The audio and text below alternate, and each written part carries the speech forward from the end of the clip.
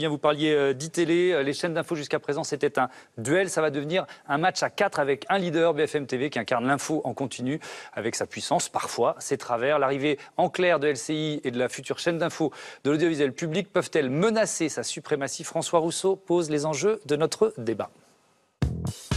C'est sa nouvelle campagne de pub. Vous jugerez les slogans confiants ou arrogants. 10 ans après sa création, la chaîne d'Alain Veil est devenue une marque. Pour que vous soyez au cœur de l'info, BFM TV.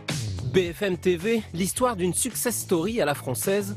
2007, elle marque les esprits en organisant le débat François Bayrou, Ségolène Royal.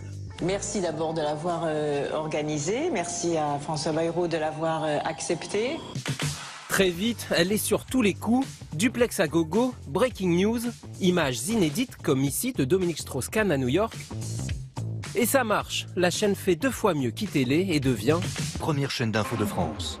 Elle reçoit les plus influents, multiplie les scoops, comme les premières confidences de Jérôme Cahuzac. Qui n'a pas une part d'ombre? Il y a des ratés, trop de précipitations. Il a été arrêté ce matin, monsieur Lachraoui. Mais malgré tout, le public est là. En 2015, lors de l'assaut de l'hypercachère, elle s'impose comme 3e chaîne nationale derrière TF1 et France 2, avec un pic à 3 900 000 téléspectateurs. C'est à elle que le terroriste Amédi Koulibaly téléphone en pleine prise d'otage. Depuis, à chaque actualité forte, BFM est un réflexe. Cette toute dernière minute, une double explosion entendue ce matin à l'aéroport de Bruxelles. Le risque désormais, voir ses téléspectateurs tentés par la concurrence. Mardi, après 22 années de diffusion en crypté, LCI débarque en clair. Et en septembre, France Télévisions aura sa propre chaîne info. BFM, la toute puissante, craint d'y laisser des plumes. Finalement, si on est trop nombreux, eh bien, on sera tous affaiblis. Intouchable ou vulnérable, BFM TV peut-elle perdre son influence? Pour en débattre, Guillaume Dubois, le directeur général de BFM TV. Bonjour. Bonjour. Bienvenue. Et l'historien Patrick Evenot, président de l'Observatoire de la déontologie de l'information. Bonjour et bienvenue. LCI sera donc disponible en clair et gratuitement à partir de mardi. Est-ce que ça vous inquiète, tiens, tout simplement? À court terme, non. On n'est pas très inquiet. On a une domination, enfin en tout cas un leadership, pour parler en bon français, assez solide depuis de longues années sur le marché de l'information continue en France. LCI démarre, donc part de 0,1, qui est sa part d'audience aujourd'hui. BFM TV, c'est autour de 2 points.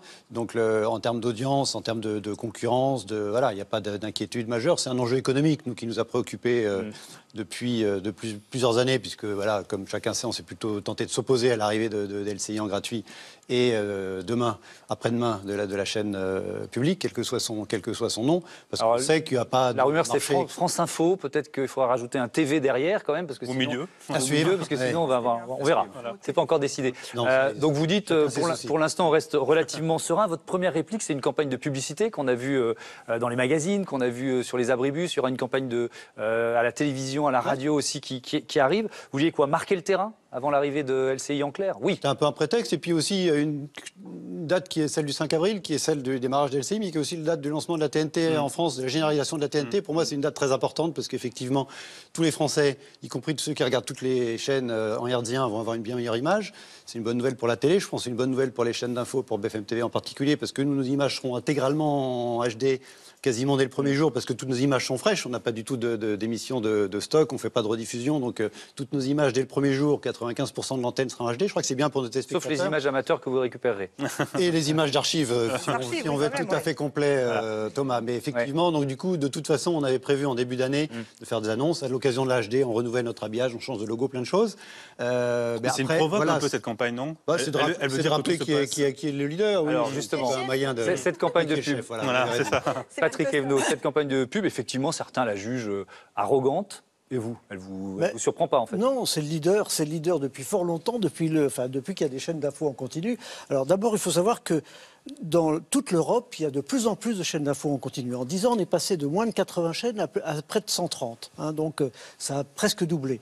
Donc voilà, c'est la vie de tous les jours. Effectivement, il faut faire avec. Mais les leaders, le leader, puisque c'est BFM qui est leader, avec 2,2 points d'audience sur 2015, il est largement devant iTélé, qui est à 0,9 ou 1% d'audience, LCI qui est Peanuts pour l'instant, qui vise 0,6 pour peut-être. Donc vous n'êtes pas inquiet pour BFM TV, en fait, c'est ça? Pas du tout. Parce qu'on sait quand même que les leaders d'aujourd'hui peuvent ne pas l'être demain. D'ailleurs, vous avez commencé par dire que vous n'étiez pas inquiet à court terme, mais à long terme. Il n'y a pas de médias autant en concurrence que BFM TV iTélé, parce que c'est toute la journée, toutes les secondes, et c'est une pression du pouce. Ils sont arrivés avant vous aussi. Donc la concurrence, on la connaît. Donc on la vit plutôt bien. À moyen terme, quelles sont vos prévisions? Vous pensez quand même que vous allez y perdre un petit peu?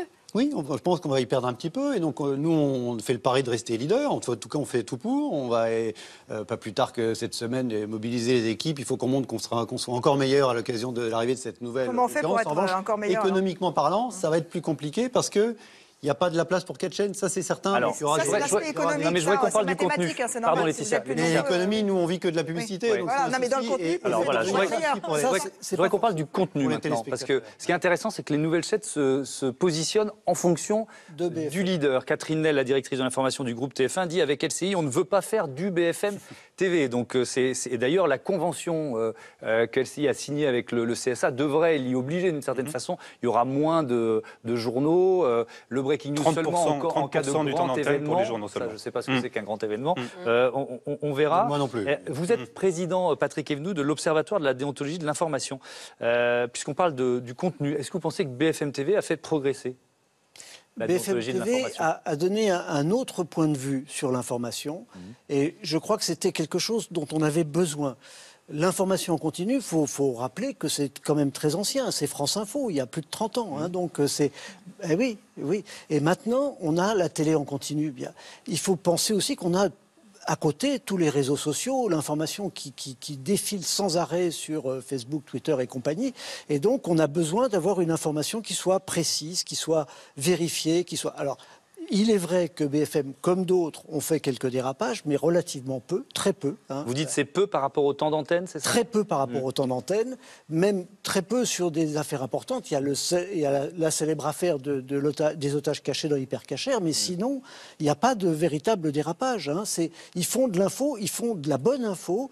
Et on a bien vu, au moment de Charlie ou au moment du 13 novembre, les gens sont scotchés. Pourquoi? Parce qu'on veut savoir ce qui se passe. On veut savoir. Je voudrais vous entendre, Wendy Bouchard, ralentir le rythme. C'est un peu ce que la promesse de LCI, ce sera peut-être aussi celle de la future chaîne France Info TV de l'audiovisuel public. Vous y croyez pour une chaîne toute info? Est-ce que c'est ce que demande le public? De la ralentir? Oui, de ralentir l'info. Il y a une saine émulation, alors je ne sais pas dans quel sens ça va se faire. Moi, je pense qu'on est arrivé à un moment donné où on a vu ce que pouvaient produire les chaînes d'info en continu, elles le font très bien, mais qu'on peut se poser en effet pour des débats plus calmes, de société. On avait dit, après les attentats de janvier, qu'on avait besoin de sens, de fond, de format plus long, et c'est ce qu'on fait aussi à la radio, ce qu'on s'autorise. Donc moi, voilà. Mais après, le questionnement des patrons, je les comprends sur les chaînes d'info continues, mais je me dis simplement... Mettons-nous à la place de mes jeunes confrères, ceux qui sont attirés par ce métier, qui ont envie d'embrasser la profession de journaliste. C'est magnifique quelque part qu'il y ait autant de ramifications. Non mais c'est pas un mot de l'esprit. Je me dis c'est bien parce qu'il y a de nouveaux formats, de nouvelles perspectives. C'est intéressant aussi cette multiplication des chaînes. Oui, la question de l'emploi, vous l'avez souvent brandi comme une menace d'ailleurs. Alain Veil dit on va licencier, on va devoir licencier. Heureusement d'ailleurs pour nos confrères de BFM TV. Oui, il faut ils n'arrivent pas. Non, pas une seconde. Mais donc c'était du bluff, c'était une menace en l'air. Non, pas du tout. Encore une fois, on va tout faire pour l'éviter. Parce que nous, notre préoccupation, vous avez raison, première approche, plus il y a de chaînes, mieux c'est. Super. Sauf qu'on sait que ça, c'est pas possible. Nulle part dans le monde, il y a 4 chaînes intégralement financées gratuitement. Enfin, nulle part, il y a 3 chaînes privées intégralement financées par le public. Ça n'existait pas, donc ça n'existera pas en France. Il n'y a aucune raison. Donc il y aura dans 2 ans des restructurations. Des morts, ça veut dire que des chaînes vont disparaître? Évidemment. Oui. Évidemment. Et s'il n'y a pas de mort, ça veut dire que chacun aura baissé la garde, réduit ses charges, et à l'arrivée... moins de monde et une information, à notre avis, de moins bonne qualité. On n'est pas infaillible, hein, vous l'avez montré. Évidemment, personne ne l'est. Quand on fait 20 heures de direct par jour, c'est pas possible d'être infaillible. On fait tout notre possible pour être le Quand vous êtes arrivé, il y avait déjà essayé. Alors, je vais reprendre la main. Parce que ce débat passionne tout le monde parle en même temps. Donc là, je vais reprendre la main. On va parler de l'influence politique de BFM TV. Je vous propose d'écouter votre boss, Alain Veil. Il voit dans la création de ces nouvelles chaînes une réaction des politiques qui trouvent BFM TV trop puissante. Vous êtes en train de nous dire que vous êtes trop puissant et qu'on essaye de vous raboter les ailes un peu, c'est ça? Oui, c'est ce que pensent les hommes politiques, parce qu'ils regardent la chaîne toute la journée, c'est un outil de travail pour eux. Bah, ils y sont aussi. Sur le plan national, on est un acteur certes qui a bien réussi, mais par rapport à TF1 ou le service public, en temps consacré à l'information, on est encore un acteur petit. Donc nous, on n'est pas du tout dominant. Alain Veil sur France Info le 17 décembre dernier. Patrick Evneau, ça sous-entend que les médias peuvent influencer l'opinion, influencer le résultat d'une élection présidentielle. Est-ce que vous y croyez à ça? Je n'y crois absolument pas.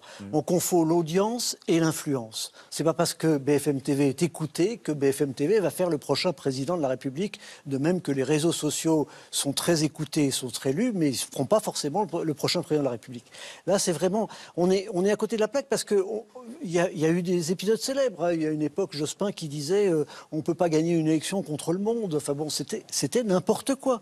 On peut gagner des élections contre les médias. Ça a été montré à plusieurs reprises. Et la famille Le Pen... Sinon, Édouard Balladur aurait été président de la République. Voilà. Donc là, de ce côté-là... C'est toujours l'exemple qu'on donne. Moi, je voudrais revenir sur le fait qu'effectivement, il peut y avoir une chaîne de trop. Celle qui est en trop actuellement, c'est celle qui est menacée parce qu'elle n'est pas adossée à une vraie rédaction, CI Télé. Parce qu'à Canal+, il n'y a pas vraiment de rédaction. C'est des petites rédactions. Il y a un groupe puissant quand même, qui est beaucoup plus puissant que nous. Oui, mais c'est un groupe puissant. Non, mais il y a 200 journalistes, la télé, c'est une vraie rédaction.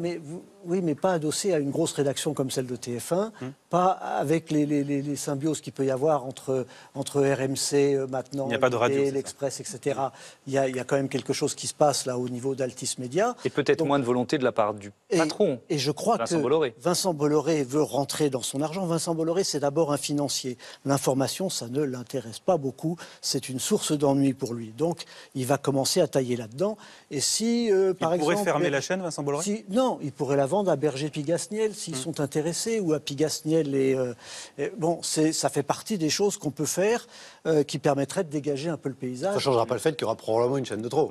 Alors ça, c'est votre analyse. Je voudrais qu'on revienne à la politique pour avoir votre avis là-dessus. Est-ce que BFM TV, qui a été en son temps surnommé BFN, d'ailleurs, TV, par des proches de François Hollande, c'est ce qui avait été, c'est ce qui était sorti, voilà. Donc je mets des guillemets autour de ça et je le dis prudemment. Est-ce que vous faites peur à l'entourage de François Hollande à 13 mois de la présidentielle? Est-ce que ça explique finalement cette création, ce mouvement, cette multiplication? Manifestement, ce qu'on lit, c'est pas ce que disent tous les journaux, tous les papiers, c'est qu'il s'agisse de la création de la chaîne d'information publique, comme du dossier d'aider LCI à devenir un public, puisqu'au départ, il a fallu changer la loi, donc c'est quand même les pouvoirs publics qui ont décidé ça. Manifestement, oui, il y avait une espèce d'envie, en tout cas, de réduire notre supposée influence. Mais il s'est exprimé cet agacement du pouvoir contre vous? Est-ce que quand les députés, les ministres de gauche ou Manuel Valls, le Premier ministre, vient sur BFM TV, il vous l'exprime ça? Non, on a une très bonne relation facialement avec les pouvoirs publics. Actuellement, peut-être moins il y a 1 ou 2 ans?